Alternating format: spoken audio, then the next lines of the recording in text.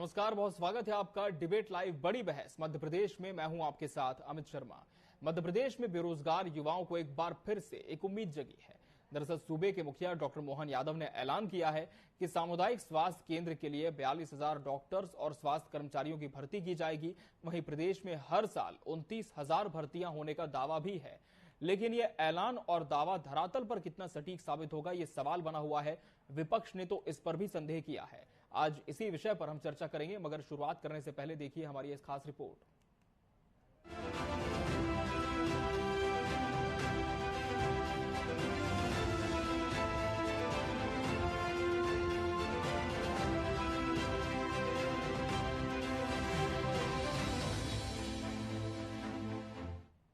मध्य प्रदेश में नौकरी का सपना संजोए बेरोजगार युवाओं में एक बार फिर प्रदेश सरकार ने बड़ी घोषणाएं करते हुए उनकी उम्मीदों को पर दिए हैं। प्रदेश के मुख्यमंत्री डॉक्टर मोहन यादव ने नई भर्तियों का ऐलान किया है। मध्य प्रदेश में 29,000 भर्तियों में से 9,000 पद माध्यमिक शिक्षक के हैं। इसमें 2023 और 18 की पात्रता परीक्षा पास कर चुके उम्मीदवार शामिल हो सकेंगे। 1,500 पद अन्य विभागों के हैं। इसके लिए सीधे भर्ती परीक्षा होगी। इसके अलावा बजट में 11,000 शिक्षक और 7,500 पुलिस कांस्टेबल की भर्तियां भी शामिल हैं। हालांकि अभी इन नए पदों के लिए कर्मचारी चयन मंडल ने प्रक्रिया शुरू नहीं की है। फिलहाल नर्सिंग और नीट घोटाले के बीच बेरोजगारों के लिए ये राहत भरी खबर है। देखिए, मध्य प्रदेश में डॉक्टर मोहन यादव जी की सरकार की प्राथमिकता है कि नौजवान युवकों को लगातार रोजगार मिले, सरकारी के माध्यम से भी मिले और प्राइवेट सेक्टर में भी मिले। मध्य प्रदेश सरकार द्वारा खाली पदों पर लगातार नियुक्तियां की जा रही हैं और आगामी दिनों में युद्ध स्तर पर एक योजना बनाकर भर्तियां बड़े पैमाने पर की जाएंगी। साथ ही इन्वेस्टर मीट और अन्य कार्य योजना के माध्यम से प्राइवेट सेक्टर में भी रोजगार सृजन किए जा रहे हैं। भारतीय जनता पार्टी सरकार प्रदेश के नौजवानों के उज्जवल भविष्य के लिए दृढ़ संकल्पित है। मध्य प्रदेश में अगस्त महीने से सरकारी नौकरियों की भर्ती प्रक्रिया शुरू होने का दावा है। साल भर में 29,000 पदों पर भर्ती की तैयारी है, लेकिन अब तक ये तय नहीं हो पाया है कि एग्जाम फीस कितनी होगी। वहीं दूसरी ओर देखा जाए तो कर्मचारी चयन मंडल के लिए परीक्षा आयोजित करवाना भी मुनाफे का सौदा है। परीक्षा मंडल को छात्रों से वसूले परीक्षा शुल्क से हर साल करोड़ों रुपए की कमाई होती है। हर साल सरकार ने बजट में कई घोषणा की है। वहीं घोषणाओं से इतर विपक्ष के अपने तर्क हैं। शिवराज जी की भी 18 साल तक सरकार रही, कभी 2 लाख नौकरी दूंगा, कभी 1 लाख नौकरी दूंगा, वो भी करते रहे और कभी कुछ दिया नहीं। नर्सिंग घोटाला करके 5 साल से 5 लाख हमारे विद्यार्थी जो हैं वो डिग्री लेने के लिए मोहताज हो रहे हैं। आप स्वास्थ्य विभाग में कह रहे हैं कि हम नौकरियां देंगे। अरे भाई, किसको नौकरी दोगे? मैं समझता हूं कि 1 लाख नौकरी का वादा करने के बाद अगर 29,000 नौकरियों की बात कर रहे हैं तो मैं समझता हूं ये केवल ऊंट के मुंह में जीरे के समान है। सरकार को ठोस नीतियां बनाकर भर्ती करना चाहिए और इसमें अधिकांश नौकरियां जो हैं वो सरकारी स्तर पर होना चाहिए। फिलहाल भर्तियों की बयार में बेरोजगार खुश हैं, तो उनके मन में कई शंकाओं के बादल भी है, क्योंकि सालों से तैयारी करते सरकारी नौकरी की बाट जोह रहे युवाओं को एक अदद नौकरी हासिल होती है या नहीं, ये तो आने वाले वक्त में ही साफ होगा। टीवी 24 के लिए भोपाल से प्रिंस गुप्ता की रिपोर्ट। तो रोजगार के प्रयास क्या होगा खास, आज इसी विषय पर हम चर्चा करेंगे और इसके लिए हमारे साथ खास मेहमानों का पैनल भी जुड़ चुका है। हमारे साथ बीजेपी प्रवक्ता अजय धवले जी जुड़े। अजय जी, बहुत बहुत स्वागत है आपका इस चर्चा में। कांग्रेस प्रवक्ता डॉक्टर राम पांडे जी प्रतिपक्ष का पक्ष रखेंगे। डॉक्टर राम पांडे जी, आपका भी बहुत बहुत स्वागत है। वरिष्ठ पत्रकार सत्यप्रकाश शर्मा जी भी हमारे साथ चर्चा में मौजूद है। सत्यप्रकाश जी, आपका भी बहुत बहुत स्वागत है। अजय जी, जिन नई भर्तियों का ऐलान अब हुआ है, युवाओं में काफी उम्मीद है, लेकिन कितना लाभ आप मानते हैं कि प्रदेश के युवाओं को इन नई भर्तियों से मिलेगा? देखिए अमित जी, मध्य प्रदेश में जब भारतीय जनता पार्टी की सरकार 2003 में आई थी, तब मध्य प्रदेश बीमारू टैग वाला राज्य था। देश की जीडीपी गिराने वाले जो कुछ चुनिंदा राज्य थे उसमें मध्य प्रदेश का नाम आता था। विगत 20 वर्षों में भारतीय जनता पार्टी ने अपने गुड गवर्नेंस वाली सरकार और सर्विस डिलीवरी वाली सरकार के माध्यम से मध्य प्रदेश को बीमारू टैग से बाहर निकालकर देश की जीडीपी में कंट्रीब्यूट करने वाला राज्य बनाया। आज देश की टॉप 10 इकोनॉमीज में मध्य प्रदेश का नाम आता है। सिंचाई की बात कर ले, रोजगारों की बात कर ले, ऐसे अनेक विषय हैं जहां मध्य प्रदेश ने अपने नित नए आयाम स्थापित किए, अपने पुराने रिकॉर्डों को ध्वस्त करके नए रिकॉर्ड की स्थापित किए।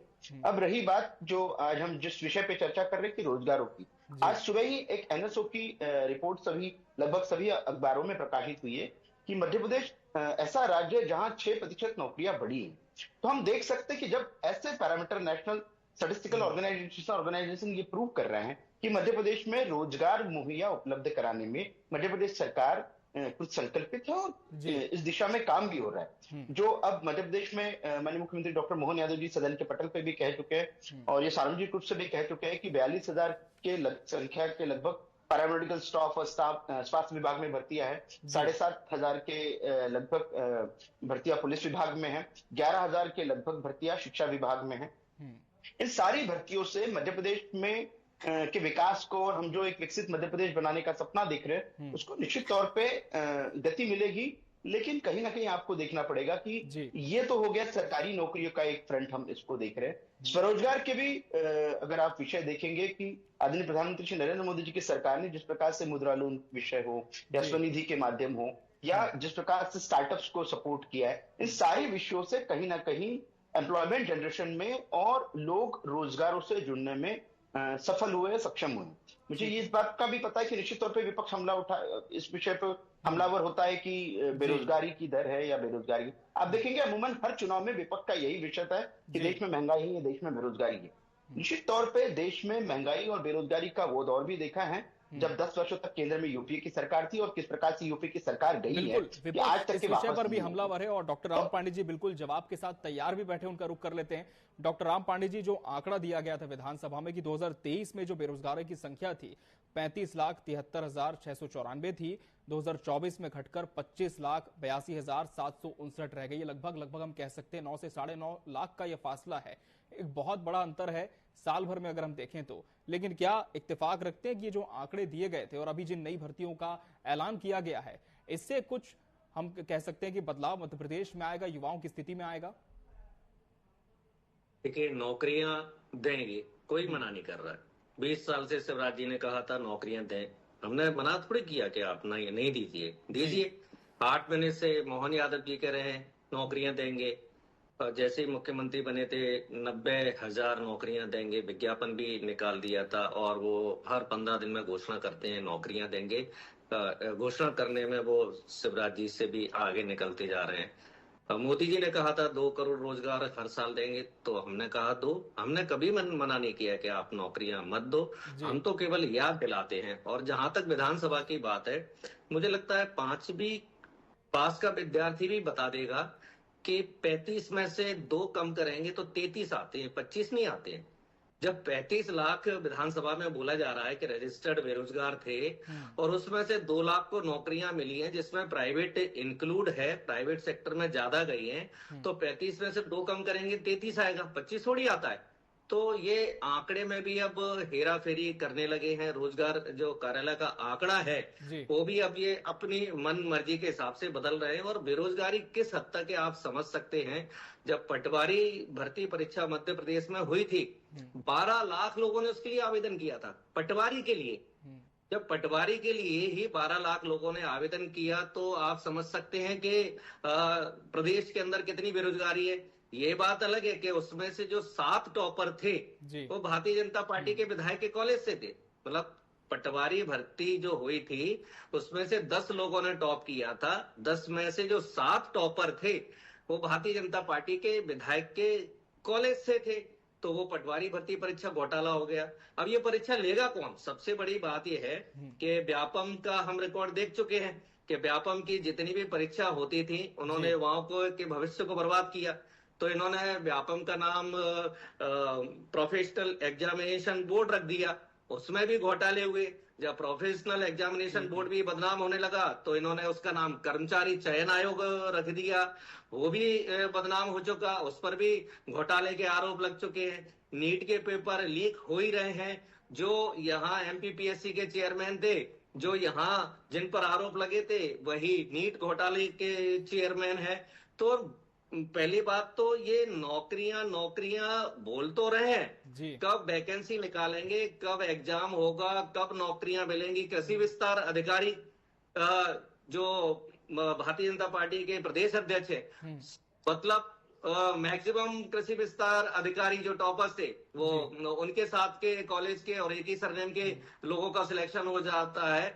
तो जो योग्य लोग हैं उनके साथ भी अन्याय हो रहा है। नौकरियां तो मिल ही नहीं रही हैं। नौकरियों के नाम पर केवल जुमला किया जा रहा है। और सबसे बड़ी बात यह है कि ये सरकार दिवालिया है, कहते भले ही हो खजाना भरा हुआ है, और जब खजाना भरा हुआ है तो फिर 85,000 करोड़ का कर्जा, मतलब मध्य प्रदेश के इतिहास में अभी तक इतना कर्जा नहीं लिया गया है। पिछले साल भी 55,000 करोड़ का कर्जा लिया गया। चलिए, तो हमारी जब सरकार बीमारू सरकार थी, नई भर्तियों का ऐलान कर दिया गया है, लेकिन नौकरियां कहां से देंगे सवाल है। सत्यप्रकाश शर्मा जी का रुख कर लेते हैं। सत्यप्रकाश जी, बड़ा ऐलान है, युवाओं को काफी उम्मीदें हैं, लेकिन जैसे कि विपक्ष का भी सवाल है कि जो तमाम चयन बोर्ड हैं उनकी भूमिका पर भी सवाल उठ रहे हैं, वो भी संदेह के दायरे में है। लेकिन अब चूंकि एक तरफ सरकार ने यह ऐलान कर दिया है, युवाओं में एक बार फिर से उम्मीद जागी है, तो किस तरह की तैयारी अब शासन प्रशासन स्तर पर करनी होगी कि ताकि जो ये बेरोजगार युवा हैं इन्हें अब कुछ प्रबल माध्यम मिल सके? देखिए, बेरोजगारी जी देश की हर राज्य सरकार, केंद्र सरकार एक बड़ा चैलेंज जी, क्योंकि लगातार ये आंकड़ा बेरोजगारी का बढ़ता जा रहा है। लेकिन एक चीज इससे स्पष्ट होती है जी कि मोहन यादव सरकार ने जो वादा किया उस पर भरोसा किया जा सकता है। उसके पीछे मैं कारण बता रहा हूं जी। पिछले लोकसभा चुनाव से पहले 3 माह का आपको समय मिला। उस 3 माह में आपने देखा मध्य प्रदेश के इतिहास में पहली बार किसी सरकार ने एक साथ 10,000 लोगों को अपॉइंटमेंट लेटर दिए और उन 3 माह में 30,000 युवाओं को नौकरी दी गई। देखिए, स्वास्थ्य, शिक्षा, सुरक्षा 3 ऐसे फैक्टर हैं जो किसी भी सरकार की प्राथमिकता में लोगों को सुविधा मुहैया कराने के लिए होते हैं। अगर इन तीनों विभागों में, चाहे पुलिस भर्ती हो, स्वास्थ्य कर्मचारी हो या फिर शिक्षक, इनमें अगर मोहन यादव ने घोषणा की है, उसकी सरकार ने घोषणा की है इतनी भर्तियां हम करेंगे, तो ये भरोसा किया जा सकता है, क्योंकि उनके 3 माह का ट्रैक रिकॉर्ड पिछला देखा जा सकता है। इसके साथ ही कहीं ना कहीं बड़ा फैक्टर होता है जहां लोगों को रोजगार मिलते हैं, वो होता है इंडस्ट्रियलाइजेशन, जो पहल मध्य प्रदेश शासन में भी की जा रही है, जैसे कि रीजनल इन्वेस्टर समिट। ये कहीं ना कहीं हर रीजन को फोकस करते हुए वहां के लोगों को रोजगार मिले, इस तरफ प्रयास तो हालांकि सरकार ने किए। देखिए, घोषणाएं तो रोजगार देने की बहुत सारी मध्य प्रदेश की सरकारों ने की और दूसरी राज्य सरकारों ने की, केंद्र ने की, लेकिन मोहन यादव की एक बात पर भरोसा किया जा सकता है कि उनकी घोषणा में कहीं ना कहीं कोई आधार है। पीएससी का जो स्थिति थी, आपको पता है कि 2017 के बाद से रिजल्ट घोषित नहीं हुआ है, टाइम पर परीक्षा नहीं हो रही थी। आज स्थिति ये है कि 2022 तक की रिजल्ट घोषित हो चुकी है, अपॉइंटमेंट हो चुके हैं। तो मैं एकदम ये नहीं कह सकता कि कोई सरकार केवल और केवल घोषणाओं पर आधारित है, युवाओं को आकर्षित करने के लिए घोषणाएं कर देती, तो ये उस ट्रैक पर चल रही है। लेकिन फिर भी मध्य प्रदेश में जो पॉपुलेशन है या युवाओं की जितनी बेरोजगार युवाओं की संख्या है, उसको वाकई रोजगार मिल सके, सरकारी जबकि इतनी नौकरियां नहीं है जिससे प्रदेश की बेरोजगारी को खत्म किया जा सके, उसका सबसे बढ़िया साधन है स्टार्टअप शुरू हो, इंडस्ट्रियलाइजेशन हो, जिससे रोजगार के साधन बढ़े। इस दिशा में सरकार अभी तो ताजा सरकार है, आगे क्या फैसले लेगी या उन फैसलों पर कितना इंप्लीमेंट करेगी, उस पर कहीं ना कहीं प्रदेश के युवाओं की स्थिति निर्मित करेगी। लेकिन एक चीज जरूर है कि जैसे अभी कर्ज की बात हुई कि मध्य प्रदेश पर बात हुई, कर्ज बहुत है, लेकिन कर्ज लेना, जैसे आप कोई परिवार है अगर इंडस्ट्रिस्ट है, वो कर्ज लेकर ही तो इंडस्ट्री डालता है, तो अपनी लिमिट में ही तो कर्ज जो कैपिटल होगा उसी के आधार पर तो कर्ज लेगा। तो कर्ज लेना गलत नहीं है, लेकिन रोजगार जनरेट करना या यूं कहें कि कैपिटल एक्सपेंडिचर पर खर्च करना, ये अगर इस तरफ सरकार कर्ज ले रही है तो वो कर्ज गलत नहीं माना जाता है। लेकिन रेवेन्यू जनरेट के साधन क्या होंगे, क्योंकि नया टैक्स कुछ लगाया नहीं गया है, तो अब रेवेन्यू जनरेशन जो है उसका सबसे बड़ा तरीका है कि इंडस्ट्रियलाइजेशन प्रदेश के अंदर बढ़े। तो उससे न केवल प्रदेश की आर्थिक स्थिति सुधरेगी बल्कि युवाओं को रोजगार भी मिलने के साधन बढ़ेंगे। बिल्कुल, इंडस्ट्रियलाइजेशन, इन्वेस्टमेंट को बढ़ावा मिलने से ही एक तरह से हम कह सकते हैं जो खजाना खाली होने की बात भी कही जा रही है वो भी भरेगा, ताकि नई भर्तियां आएंगी और उसके माध्यम से सरकार को भी एक गति मिलेगी। लेकिन अजय जी, सवाल ये भी बना हुआ है कि ये जो पूरी प्रक्रिया होगी इस बार कितनी पारदर्शिता इसमें होगी, क्योंकि विपक्ष की भी चिंता स्वाभाविक है। पहले कई घटनाक्रम ऐसे सामने आ चुके हैं, रोजगार की बात होती थी, भर्ती परीक्षाएं होती थी, रद्द हो जाती थी और युवाओं का भविष्य केवल उन्हें अंधकार में दिखता था। तो इस बार कितनी तैयारी सरकार की भी है और क्या मानते हैं कि हर साल जो 29,000 भर्तियां हैं ये प्रदेश के युवाओं के लिए काफी रहेंगी? देखिए अमित जी, पहले प्रश्न का उत्तर मैं ये देना चाहता हूं कि देखिए कि कोई भी सरकार जब किसी काम को पूर्णता की ओर लेने देना चाहती है तब उसका इंटेंशन बोनाफाइड होता है। दूसरा, अगर हम एग्जाम्स की बात करें तो कोई भी सरकार ही नहीं चाहेगी कि उसके एग्जाम्स में लूपहोल्स हो या एग्जाम्स का कुछ तथाकथित लोग उसको धांधलियां करें। लेकिन आप जानते हैं, हम जानते हैं, सिस्टम में रह रहे लोग या सिस्टम के ही कुछ ऐसे पार्ट्स होते हैं, पार्ट एंड पार्सल जो रहते हैं, वो उन लूपहोल्स का फायदा उठाते हैं, ट्रांसपेरेंसी को ब्रेक करते हैं। माननीय मुख्यमंत्री डॉक्टर मोहन यादव जी ये सदन के पटल पर भी और ये सार्वजनिक रूप से भी स्पष्ट कर चुके हैं कि उनकी सरकार में किसी भी प्रकार जीरो टॉलरेंस की नीति के तहत सरकार काम करेगी। यदि कोई कल्प्रिट पकड़ा जाता है, हैंड इन ग्लव रहता है इन एग्जाम्स को करने के लिए, कंडक्ट करने में, तो निश्चित तौर पे देखिए क्योंकि देश का भविष्य इन परीक्षाओं से जुड़ा है। आज हम अच्छा भविष्य देना चाहते हैं, देश में सरकारी तंत्र में अच्छे लोग आएंगे, मेरिट पे चुने हुए लोग आएंगे तो सरकारी तंत्र सुदृढ़ बनेगा। तो ये एक उसका पक्ष है। रही बात दूसरा जो आपका पक्ष है कि कितनी भर्तियों में संख्या होनी चाहिए, देखिए हमको दो पैरामीटर्स पे काम करने की आवश्यकता है। एक तो गवर्नमेंट वैकेंसी जो निकलेगी उन पे काम करने की आवश्यकता है। दूसरा, हम कितना स्वरोजगार के विषय को बढ़ा पाए, कितना इंडस्ट्रियल रिवॉल्यूशन पे काम कर पाए। जैसा कि अभी सत्यप्रकाश जी ने कहा कि माननीय मुख्यमंत्री डॉक्टर मोहन यादव जी ने एक नया कॉन्सेप्ट के तहत रीजनल स्तर पर, संभागीय स्तरों पर जाकर इंडस्ट्रियल कॉन्क्लेव लगाने का निर्णय लिया। पहला उज्जैन में हो चुका है, अभी 20 जुलाई को जबलपुर में है। तो निश्चित तौर पे इन कॉन्क्लेव से भी वहां की लोकल इंडस्ट्रीज को एक बूस्ट मिलेगा। माननीय मुख्यमंत्री जी का जो 1-to-1 इंटरेक्शन होगा इंडस्ट्रीज के साथ में, बिजनेसमैन के साथ में, तो आप कहीं ना कहीं देखेंगे कि इकोसिस्टम में एक उत्साह का वातावरण उससे संचारित होगा।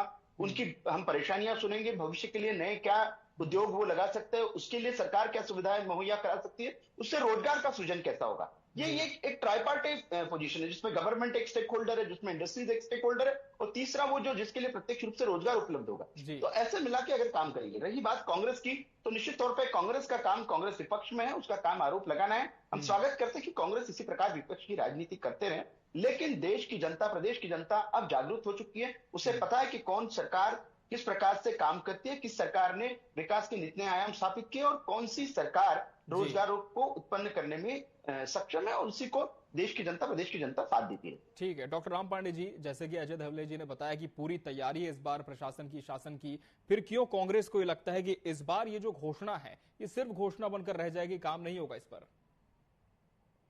20 साल से सुन रहे हैं ना घोषणा है। अब ये 2-4 लाख नौकरी पर आ गए।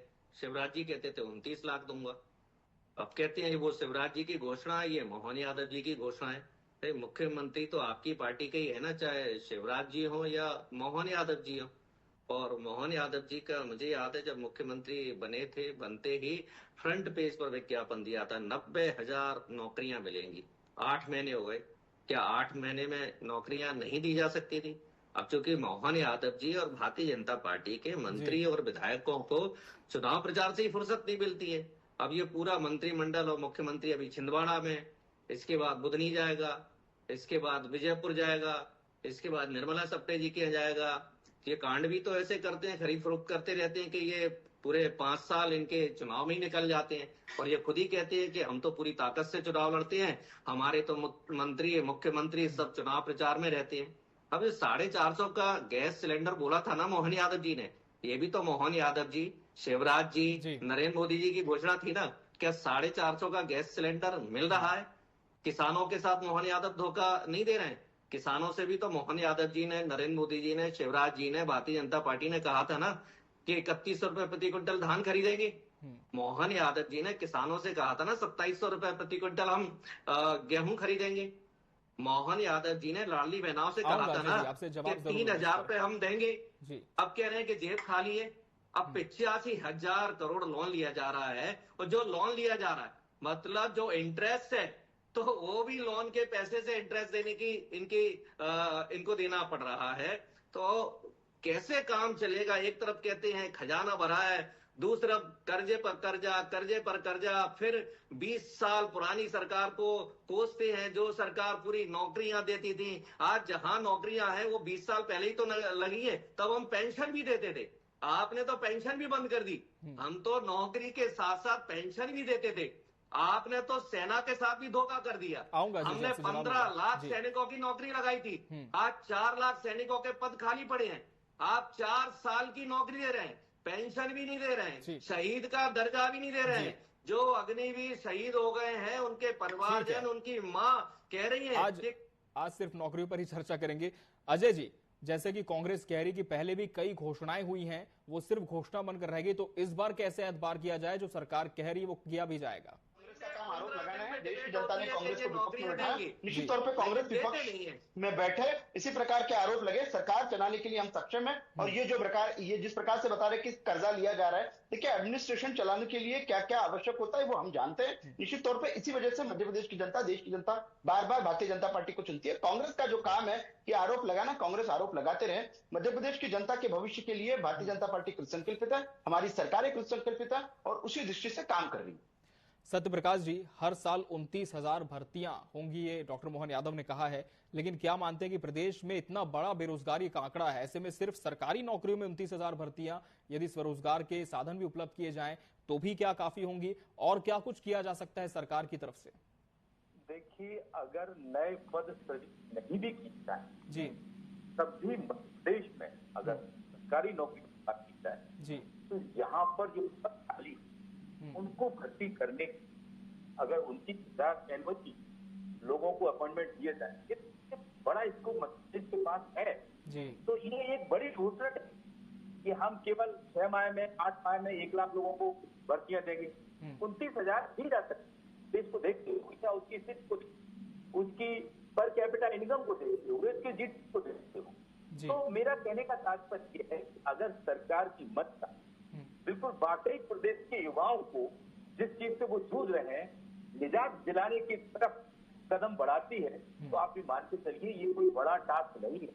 अगर सरकार इसमें पॉजिटिवली या उनके जो एग्जीक्यूटिव है वो पूरी ताकत के साथ काम करेंगे तो ये टारगेट अचीव किया जा सकता है। और जैसा अभी तक उसका ट्रैक रिकॉर्ड कर रहा है, उसके आधार पर तो ये कहा जा सकता है कि नहीं, ये चीज थोड़ा नहीं है।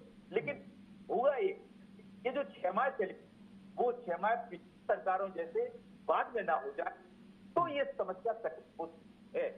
लेकिन अगर जिस जज्बे के साथ चीफ मिनिस्टर मोहन यादव जो काम कर रहे हैं, अगर वाकई वो जज्बा बना रहा तो ये चीज अचीव करना बड़ा नहीं। चलिए, तो उम्मीद यही की जानी चाहिए कि सरकार ने जो ऐलान किया है इस पर लगातार काम हो, और जो प्रदेश के युवा इतनी उम्मीद में बैठे हैं उनके लिए कोई अच्छी खुशखबरी आए। बहरहाल समय हमारे पास इतना ही था इस चर्चा के लिए। आप सभी मेहमानों का बहुत बहुत शुक्रिया, हमसे इस डिबेट में जुड़ने के लिए, इसका हिस्सा बनने के लिए आपका बहुत धन्यवाद। और इसके साथ डिबेट लाइव बड़ी बहस में आज के लिए फिलहाल इतना ही। मुझे दीजिए इजाजत, नमस्कार।